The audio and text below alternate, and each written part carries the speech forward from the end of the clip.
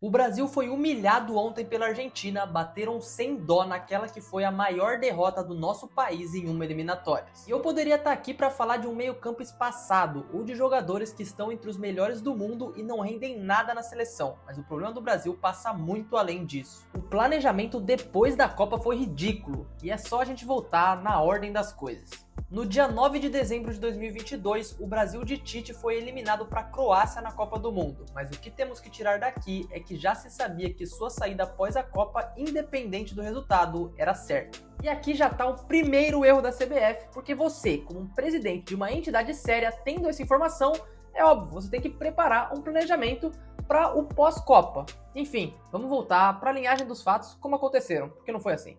A escolha de Edinaldo era Ancelotti, que só viria em janeiro de 2024, e por isso quem tocou a seleção nesse tempo foi o técnico Ramon Menezes, em amistosos contra Marrocos, Guiné e Senegal.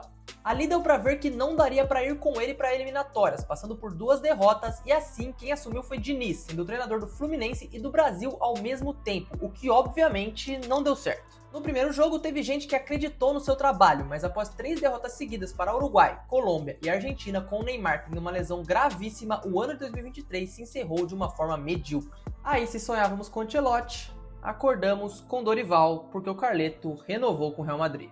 Resumindo, após a queda na Copa, o interino escolhido foi Ramon, que não rendeu e passou seu cargo para Diniz. Diniz esse que também fez um péssimo trabalho, e após a não vinda de Ancelotti, o escolhido foi Dorival, que vinha de 2 anos de trabalhos vencedores em São Paulo e Flamengo. Só passei por tudo isso para mostrar que o problema da seleção brasileira já vinha de muito antes, e com o Dorival só seguiu o caminho que já estava meio que previsto. E não é surpresa para ninguém que o Brasil já vem na merda desde que acabou a Copa do Mundo, então por isso, nesse vídeo vamos passar sobre toda essa história. Também peço para que você deixe o seu like e se inscreva aqui embaixo no canal, e assim vamos analisar como foi a passagem de Dorival Júnior na seleção brasileira.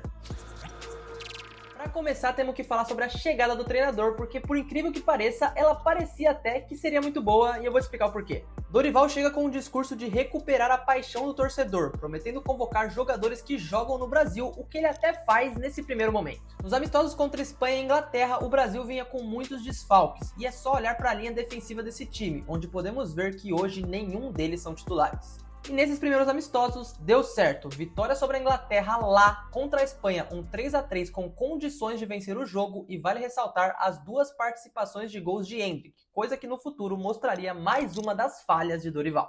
Acredita se quiser que esse é o único momento de toda a passagem do treinador que a gente pode dizer que o Brasil jogou alguma coisa, porque depois a pior partida é sempre a próxima e seguiu assim até hoje. Na boa, parece que o time só piora a cada jogo, e pensando que tem uma Copa do Mundo a só 1 ano de distância, é impossível de acreditar que isso tem alguma coisa para dar certo. Mas tá, após esses primeiros resultados positivos nesses amistosos, a gente se preparava para a Copa América, onde em 2 jogos de preparação contra os Estados Unidos e México, o Brasil até teve resultados positivos, mas não convenceu. Detalhe, outro gol de Endrick vindo do banco. E aí aqui, provavelmente, um dos piores torneios que o Brasil já fez, do início ao fim. Na estreia contra a Costa Rica, um empate ridículo, tendo ainda o capitão do time brigando com torcedores no estádio. Um absurdo. E aí temos uma declaração do nosso queridíssimo treinador, que antes do jogo do Paraguai disse isso aí. Podem esperar que estaremos na decisão da Copa do Mundo. Podem me cobrar. Júnior Dorival 2024. E com todo respeito, não se fala uma coisa dessa tendo um desempenho tão ruim como estava sendo. De verdade. O Brasil acaba vencendo o Paraguai, mas perdendo para a Colômbia em outro baile de um meio-campo reserva no futebol brasileiro, e com o Vini sendo suspenso para as quartas de final. Apesar de eu achar que sim, o Vini foi o bola de ouro da temporada passada, esse não futebol que ele apresentou na Copa América com certeza atrapalhou ele a não ganhar o prêmio. Nas quartas, o Brasil perdeu para o Uruguai nos pênaltis em um jogo horrível. E a verdade, pessoal, é que o que fica dessa Copa América vai muito além dos jogos. Primeiro que o período de treino foi um dos maiores na seleção, 45 dias. E algumas imagens, como a de Vini discutindo com jornalistas na internet, de Endrick dizendo que os jogadores poderiam estar de férias, e principalmente a de Dorival ficando fora da roda antes dos pênaltis, mostraram que a seleção brasileira parecia que não estava nem aí. Não tô dizendo que tava, mas parecia. Além disso, também teve a declaração do Ronaldinho, que apesar de ser marketing, acabou que muita gente concordou, porque o Brasil não estava apresentando nada e estava faltando tudo. E ainda tá. E na minha sincera opinião, o trabalho já poderia ter acabado aqui. Fez sim uns bons primeiros amistosos, mas teve muito tempo para treinar e o desempenho só piorou. Então, depois da Copa América, já devia ter entregado o cargo ou o Edinaldo já poderia ter até tirado o Dorival. Só que eu sei que dá para falar da ausência de Neymar, dá para falar que o time naquele momento não tinha as lideranças que precisava. Mas a gente tem jogadores em todos os centros do mundo, não tem como não apresentar um futebol melhor do que isso. Só que antes de entrar nos próximos jogos, eu vou parar aqui para pedir para você deixar o seu like e se inscrever aqui no canal. Temos conteúdo de futebol toda semana e eu aconselho que se você tá gostando desse, muito provavelmente você vai gostar dos outros. Então, me dá essa chance. Dito isso, eu posso voltar às eliminatórias, onde em todos os jogos o Brasil não apresentou nada e foi muito mal. Convocações estranhas. Danilo em baixa na Juventus era o grande capitão do time e vários dos cracassos da Premier League ganhavam chance atrás de chance e a maioria não fazia absolutamente nada. Contra o Equador, uma vitória magra. Contra o Paraguai, uma derrota. Enquanto contra o Chile, o pior time da competição, o Brasil foi salvo graças a Luiz Henrique e Igor Jesus. Contra o Peru, que é fraquíssimo, uma vitória de 4-0 em casa, mas contra a Venezuela, um empate em 1-1 com o Vini perdendo o pênalti fora o Brasil, que ainda jogou com um a mais nesse dia. Pelo amor de Deus, a gente pode ver que até tem sim uma vitória ou outra, mas todos esses jogos parecia que o Brasil estava cagando e a gente não consegue nem dizer quem eram e quem são os titulares. Nas laterais, praticamente toda a data FIFA tem mudança. No meio campo, Bruno Guimarães e Paquetá aqui tinham chances infinitas. E na frente não tem 9 e o Endrick, que salvou o Dorival, parecia que aqui já não tinha mais nenhuma chance. Faltava o jogo contra o Uruguai, em que o Brasil empata e assim encerra o ano de 2024 sob vaias na Fonte Nova. Tivemos 14 jogos e em nenhum apresentamos nada. E nesse dia o Rafinha, na entrevista pós-jogo, ainda disse que jogaram muito nesse dia. O que claramente não aconteceu. E eu tô botando na tela agora a escalação do Brasil e as setas vermelhas representam todas as grandes movimentações, trocas de posições e etc. nesse esquema do Dorival. Não tem seta nenhuma. Simplesmente o Brasil do Dorival não tem movimentação. É o Vini na esquerda, é Rodrigo ou Rafinha talvez ali tendo uma movimentação e vindo mais por dentro, e os laterais, como sempre, pregados lá atrás. Agora, como eu falei, o Edinaldo já tinha tido a chance de demitir o Dorival quando acabou a Copa América. E aqui ele teve outra chance, porque ao final do ano, com esses resultados horríveis e uma data FIFA dificílima que viria a vir contra a Colômbia e a Argentina, ele teve outra chance e acabou que é óbvio, ele não fez nada. E se for pra falar de Edinaldo e se estender pra falar de CBF, ferrou, porque a gente tá passando vexame em tudo, em sub-20, sub-17, tá demais. Voltamos agora para essa última data FIFA, à frente de Colômbia e Argentina, e como grande reforço, a volta de Neymar à seleção. Beleza, vou te perguntar, você tem o possível melhor jogador do mundo, o atual melhor jogador do mundo, e um jogador que sem dúvidas é um fenômeno, mas que está há 2 anos sem jogar futebol por conta de uma lesão. Quem que você se baseia para formar sua seleção? Me responde. Tá, digamos que você escolheu priorizar e basear sua seleção no jogador que está há 2 anos sem jogar, mas que é um grande jogador, não tem dúvida disso. Beleza, agora, ele se machucou mais uma vez e foi cortado.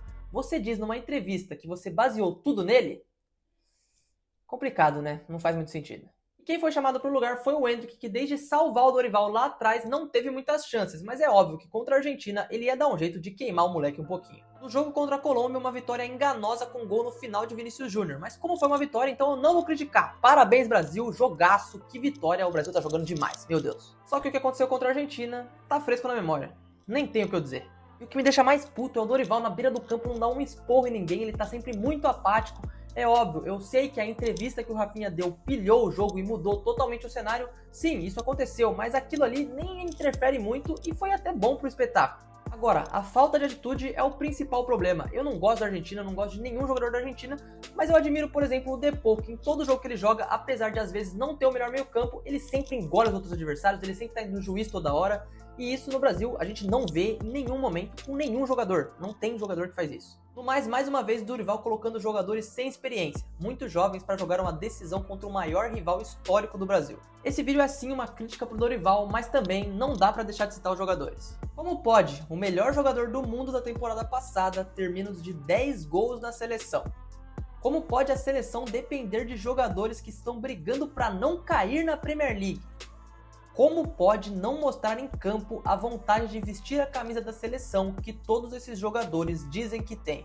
Dorival sim deve cair, mas a mudança de postura tem que ser completa. E por isso talvez até um treinador estrangeiro vale a pena nesse momento, mesmo que não tenha praticamente como dizer que existe mais um ciclo para a Copa do Mundo de 26. Falta só um ano para o Mundial, então agora é se apegar num possível milagre, num possível Neymar que volte muito bem, ou num time que encaixe em determinado momento, porque tirando isso, realmente não tem muito o que a gente esperar positivamente. E uma coisa a gente já tem certeza há muito tempo, Dorival não dá mais. No momento que eu tô gravando esse vídeo, ele ainda nem saiu da seleção. Eu sei que vai ter uma reunião na sexta-feira para definir o futuro com o Edinaldo e com o Rodrigo Caetano, mas eu já tô fazendo esse vídeo porque pra mim, mesmo que ele se mantenha, mesmo que ele vá até a Copa do Mundo, essa derrota contra a Argentina já mostrou que a passagem dele foi um completo fracasso e deveria pelo menos acabar aqui.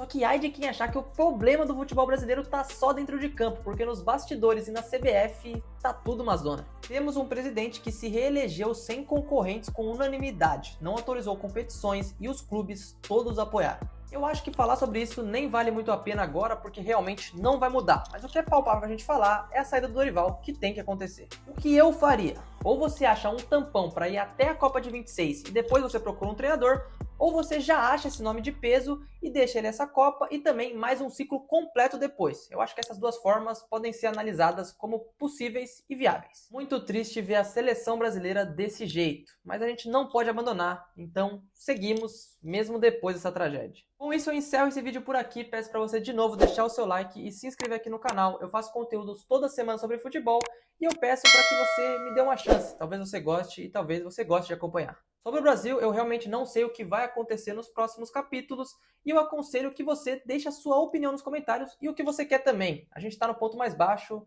e é o momento da gente rever o que a gente pode fazer. Tudo que eu sei é que o futuro a Deus pertence. Então, um abraço, valeu e é nóis!